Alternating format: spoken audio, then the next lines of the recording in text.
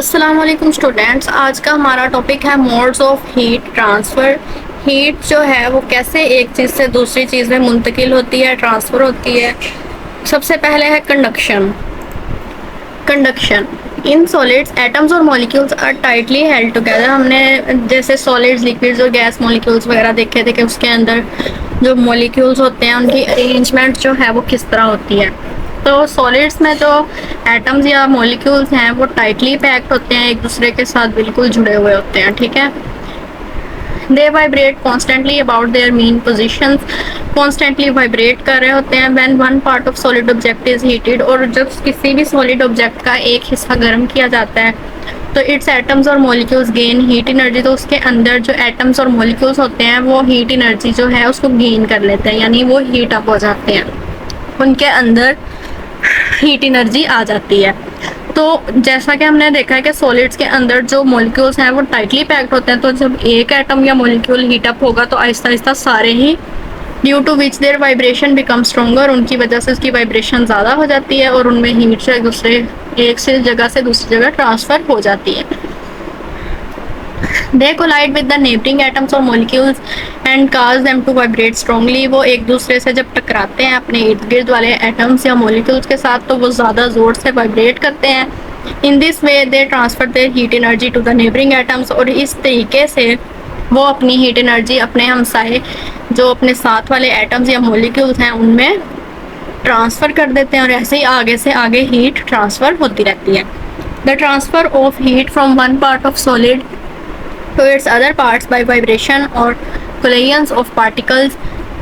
Heat का जो transfer है एक हिस्से से, एक पार्ट से, सॉलिड के एक पार्ट से दूसरी पार्ट में जो उसका ट्रांसफ़र है वाइब्रेशंस और कोलिजन्स के ज़रिए पार्टिकल्स में, ठीक है, उसको क्या कहते हैं? उसको हम कहते हैं कंडक्शन ऑफ हीट। उसके बाद है good and poor conductors of heat. अच्छे और बुरे कंडक्टर्स कैसे होते हैं हीट के, यानी कि ऐसे कंडक्टर्स, हीट के कंडक्टर्स जिनमें से जो हीट है इजीली पास हो जाती है, और कुछ कंडक्टर्स जो हैं पुअर कंडक्टर्स जिनमें से हीट जो है वो पास आउट इजीली नहीं हो सकती।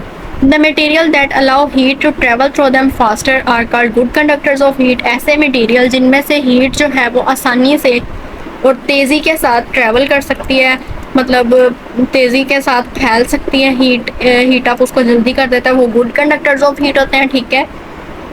इसकी एग्जांपल क्या होगी? Metals are good conductors of heat. जो मेटल्स हैं वो जल्दी गर्म हो जाते हैं, उनमें हीट जो है वो फास्टर ट्रैवल करती है।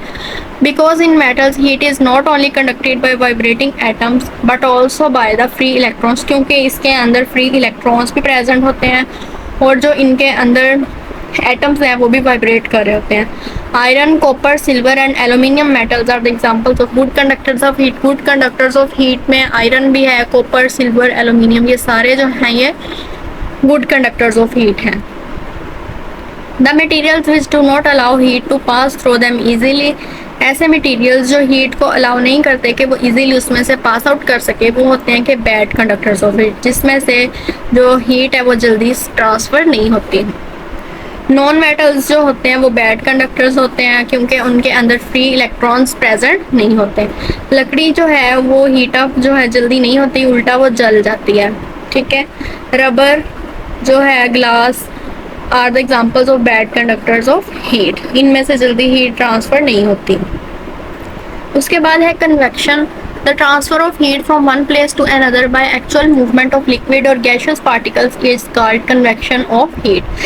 हीट का जो ट्रांसफ़र है एक जगह से दूसरी जगह, जो लिक्विड या गैसेस पार्टिकल्स की एक्चुअल मूवमेंट होती है लिक्विड और गैसेस पार्टिकल्स के ज़रिए, उसको हम कहते हैं कन्वेक्शन ऑफ हीट। इसको भी आपने हाईलाइट कर लेना है। In this method, molecules of liquid or gases which are in contact with hotter part of container get hot। तो इस ज़रिए से, इस मेथड के ज़रिए से जो मॉलिक्यूल्स होते हैं, लिक्विड या गैस के मॉलिक्यूल्स होते हैं, जो कंटेनर है उसके साथ, उसके अंदर, कंटेनर के अंदर अगर हमने पानी डाला हुआ है, पैन के अंदर पानी डाल के उसको गर्म होने के लिए रखा है, तो वो पैन गर्म होगा, उसके साथ उसके अंदर जो लिक्विड या गैसेस होंगी वो भी गर्म हो जाएंगी, ठीक है।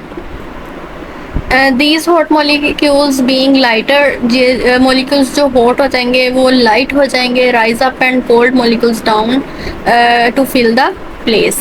तो वो rise up हो जाएंगे और जो cold molecules होंगे वो नीचे In this way, molecules of liquids and gases transfer heat by their actual movement.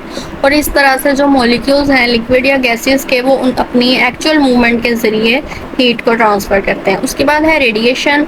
The third method of heat transfer is radiation. जो heat transfer का तीसरा method है उसको हम radiation बोलते हैं. In this method, heat spreads out directly from the source in the form of heat rays. तो इस मेथड में क्या होता है कि हीट जो है वो रेज की सूरत में, हीट रेज की सूरत में स्प्रेड होती है. जैसे हम हीटर है, सर्दियों में हीटर चलाते हैं और उसके आगे अपने हैंड करके हाथ सेकते हैं, तो उसके अंदर से जो रेडिएशंस निकल रही होती हैं उसके ज़रिए हीट जो है वो स्प्रेड हो रही होती है पूरे रूम में उस रेडिएशंस के ज़रिए. ठीक है. Radiation process does not require any material medium और फॉर हीट ट्रांसफ़र. इसके लिए हीट ट्रांसफ़र के लिए कोई मटेरियल मीडियम नहीं चाहिए होता. जैसे light heat rays can pass through transparent material such as air, हवा के ज़रिए, ग्लास के ज़रिए, पानी के ज़रिए ये ट्रांसफ़र हो जाती हैं. Heat from the sun reaches the earth through the radiation process. जो सबसे बड़ी एग्जांपल है इसकी कि सूरज से जो गर्मी है वो रेडिएशंस प्रोसेस के ज़रिए ज़मीन तक पहुंचती है. ठीक है. तो यहाँ तक आज का हमारा टॉपिक ख़त्म होता है. अगले वीडियो में मिलेंगे हम लोग. अगर आपको कोई भी क्वेश्चन हो तो आप कमेंट करके पूछ सकते हैं. वीडियो को लाइक ज़रूर करें, चैनल को सब्सक्राइब करें. अगली वीडियो में मिलेंगे. अल्लाह हाफ़िज़.